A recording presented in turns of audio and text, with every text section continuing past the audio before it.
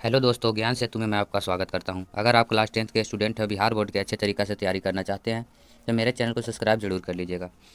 आज हम लोग पढ़ेंगे हिंदी के चैप्टर 4 नाखून क्यों बढ़ते हैं, जो कि एक ललित निबंध है। तो पहला क्वेश्चन यही है कि नाखून क्यों बढ़ते हैं, यह पाठ की कौन सी विद्या है। तो यह एक ललित निबंध है। कैसा निबंध है? ललित निबंध है। अगला क्वेश्चन देख लीजिए, नाखून क्यों बढ़ते हैं, पाठ के लेखक कौन है। तो हजारी प्रसाद द्विवेदी हैं। नाखून क्यों बढ़ते हैं, पाठ के लेखक कौन है? हजारी प्रसाद द्विवेदी। अगला क्वेश्चन देख लीजिए, हजारी प्रसाद द्विवेदी का जन्म कब हुआ था। तो हजारी प्रसाद द्विवेदी का जन्म सन 1907 ईस्वी में हुआ था। कब हुआ था? 1907 ईस्वी में। अगला क्वेश्चन देख लीजिए, हजारी प्रसाद द्विवेदी का जन्म कहाँ हुआ था। तो हजारी प्रसाद द्विवेदी का जन्म छपरा बलिया, जो कि उत्तर प्रदेश में पड़ता है, वहीं हुआ था। छपरा बलिया उत्तर प्रदेश में हुआ था।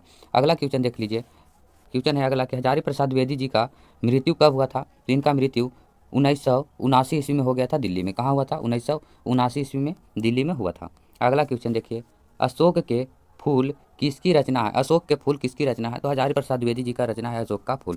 अगला क्वेश्चन है जो बहुत बार पूछा गया है, आलोक पर्व किसकी रचना है। तो हजारी प्रसाद द्विवेदी। भी आई है भाई लोग, याद कर लीजिएगा, भी आई है। आलोक पर्व बहुत बार पूछा गया है, आलोक पर्व किसकी रचना है। तो आलोक पर्व हजारी प्रसाद द्विवेदी का रचना है। अगला क्वेश्चन देख लीजिए, वन भट्ट की आत्मकथा किसकी रचना है। तो हजारी प्रसाद द्विवेदी का यह भी रचना, हजारी प्रसाद द्विवेदी का।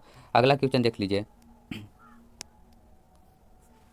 अगला क्वेश्चन है कि किस रचना पर हजारी प्रसाद द्विवेदी को साहित्यिक अकादमी पुरस्कार यानी पुस्तक पुरस्कार मिला था। साहित्य अकादमी पुरस्कार किसके रचना पर मिला था। तो आलोक पर्व पर ही मिला था, जो कि बहुत बार पूछा जाता है। आलोक पर्व इन्हीं का रचना था, हजारी प्रसाद द्विवेदी का।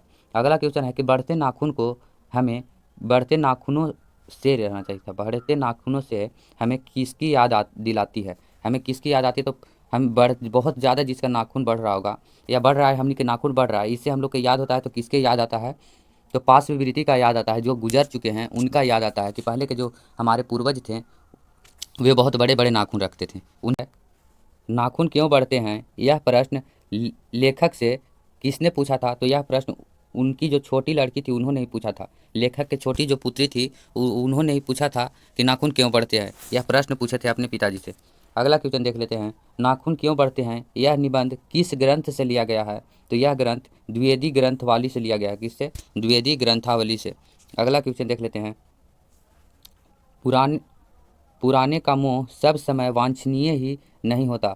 पुराने का मोह सब समय वांछनीय ही नहीं होता, यह पंक्ति किस शीर्षक पाठ से है। तो नाखून क्यों बढ़ते हैं, यही से लिया गया है, यह शीर्षक पाठ से। अगला क्वेश्चन देख लेते हैं, किस देश के लोग बड़े बड़े नाखून रखना पसंद करते हैं। तो गौड़ देश एक तो है, गौड़ देश, तो वहीं के लोग बड़े बड़े नाखून रखना पसंद करते थे।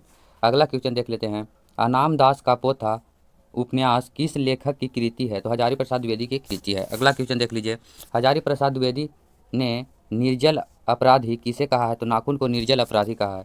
अगला क्वेश्चन है, किसने कहा था कि सब पुराने अच्छे नहीं होते और सब नए खराब नहीं होते। किसने कहा था कि सब पुराने अच्छे नहीं होते और सब नए खराब नहीं होते। तो कालिदास ने कहा था। किसने? कालिदास ने।